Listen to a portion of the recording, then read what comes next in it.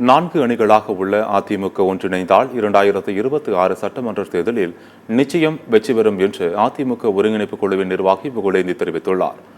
மதுரையில் முக்கிய நிர்வாகிகளை சந்தித்து பேசியுள்ளதாகவும் கட்சியை ஒருங்கிணைக்கும் நடவடிக்கைகளை மேற்கொண்டு வருவதாகவும் அவர் கூறினார்.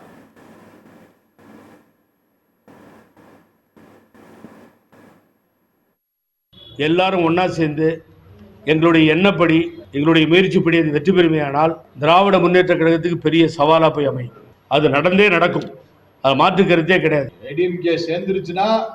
சேர்ந்துட்டா நெக்ஸ்ட் ஏடிஎம்கே ஒன்றாக இணைந்தால் அனைத்து இந்திய அண்ணா திராவிட முன்னேற்ற கழகத்தினுடைய ஆட்சி அடுத்த ஆட்சி, மாற்று கருத்து அதுல மாற்று கருத்தே கிடையாது. I have no any objection. It is the people interested. மாற்று வேணும்னு நினைக்கிறாங்க. ஒவ்வொரு 5 வருஷமும் மாறுதல் இருந்தது.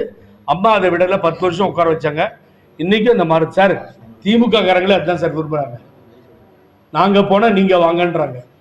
வேறு நேஷனல் பார்ட்டி தேசிய கட்சிகள் உள்ளே வருவதை திராவிட முன்னேற்ற கழகமே விரும்பவில்லை.